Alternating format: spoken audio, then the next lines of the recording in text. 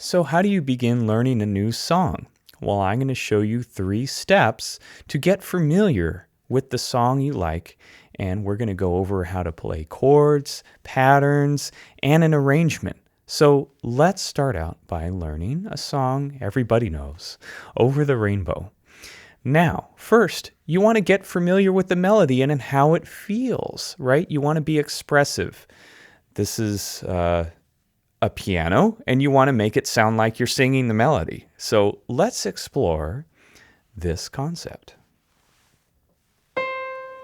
Right? I'm being as soulful as I can when I play the melody. And that means dynamics, the velocity at which I hit the notes, the overall shape of the sentence. We're making music, right?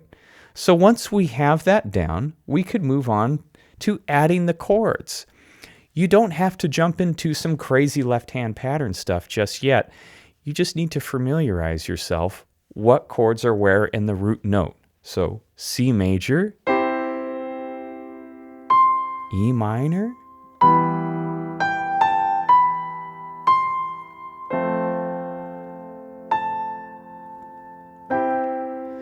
now, just take that much of the melody and get familiar with it. If you take the whole song and play it from start to finish to get familiar with it, you're missing out.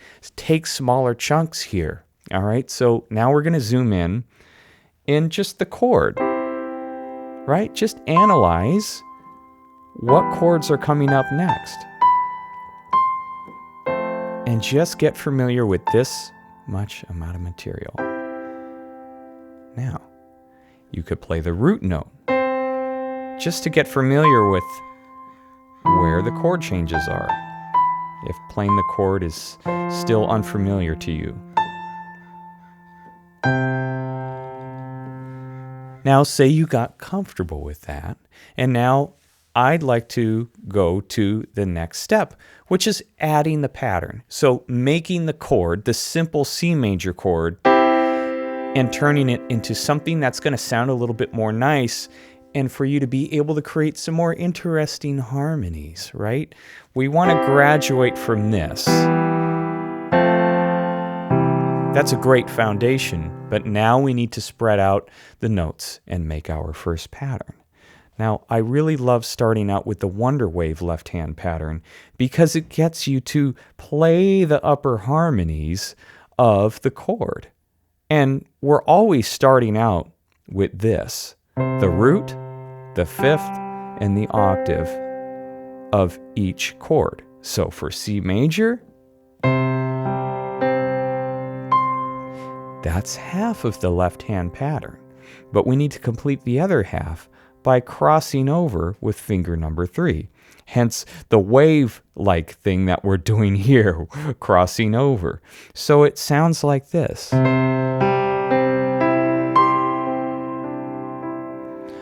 Now just enjoy the nice harmonies that are coming out of here with this simple left-hand pattern. And you know what?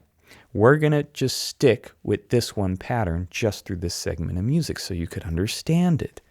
Now, what am I doing? We have the root, the fifth, and the octave.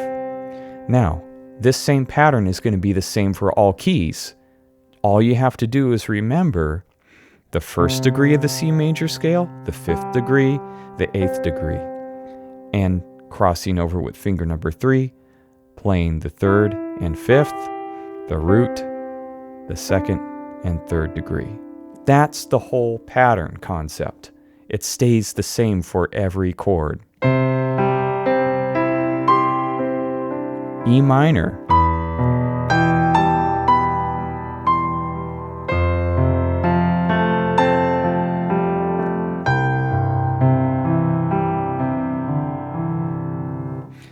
Wow.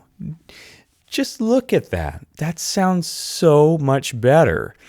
and just stick with it, all right? So you've noticed that maybe I didn't play the E minor just as I said. Now,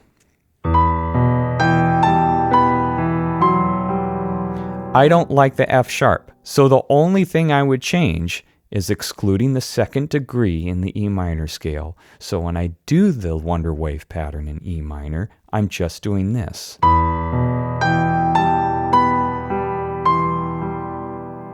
Once again.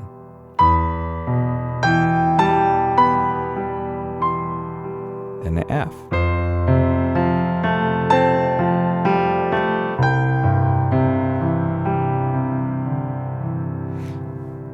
Let's keep going.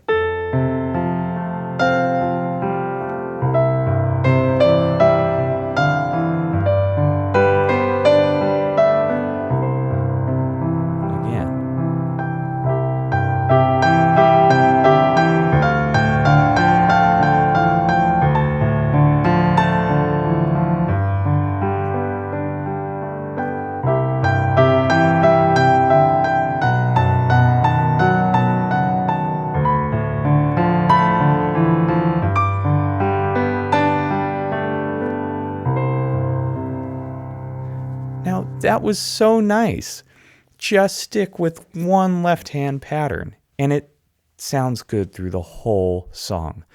If you're interested in these left-hand patterns, well, you'll love my free PDF and 1-hour mini free course that I offer when you sign up to my email list. You'll get these wonderful guides to help you figure out how to implement these cool left-hand patterns on the songs you love. So make sure to check that out.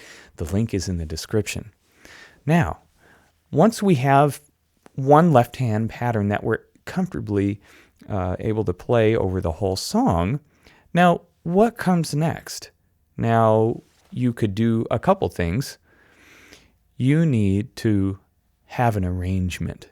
And this is the last step to really learning the song and engraving it in your memory.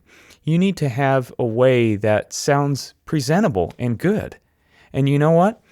Each one of these things I've showed you, you could incorporate in your arrangement. It has to evolve.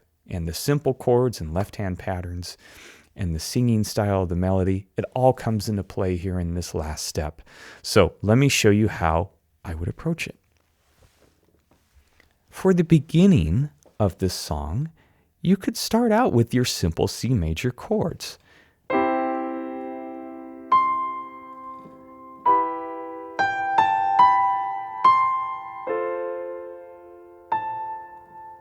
See how nice that is? It's simple.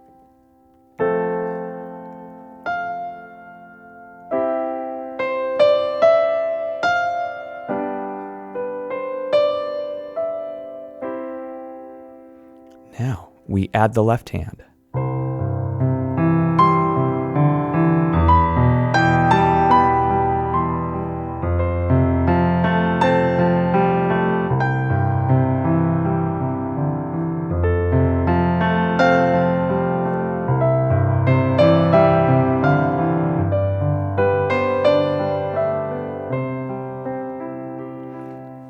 Now this part. Simple. Again.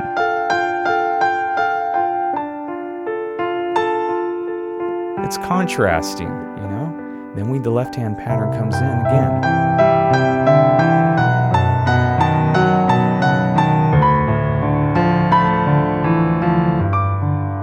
Short pause. Left-hand pattern.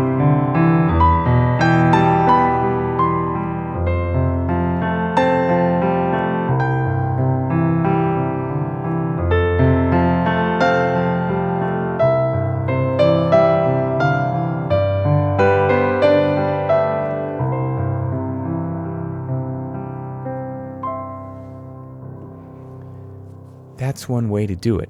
So looking back and how I approached the bridge of the song, you see how I went back to using my simple chords.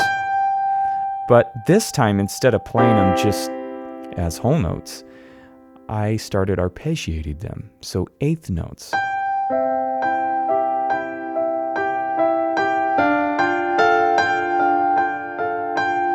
It really adds the variety, right?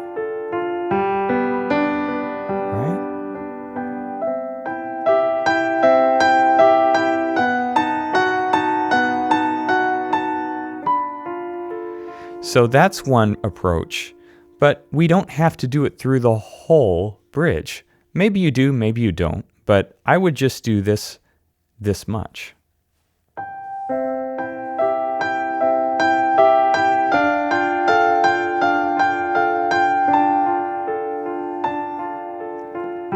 Then bring in the left hand pattern here.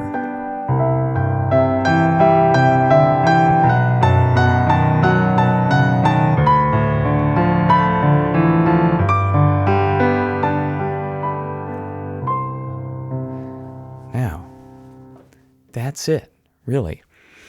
These 3 things you need to do to learn a song. Just take your time on each section. So learning the melody, memorizing it, having it in your fingers, then adding simple chords to figure out where the harmony lands in the song, then graduate to a left-hand pattern.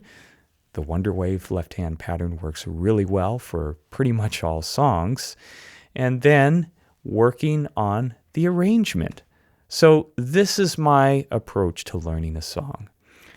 It's simple, effective, and let me know in the comments if you've tried it out and maybe some other tips that you have, how you learn your own arrangement. So thanks again for tuning into this quick lesson. Be sure to grab my PDF of 6 of my best left-hand patterns, and my gift to you, you'll get a 1-hour free tutorial when you sign up. So thanks again, and I'll see you in the next video.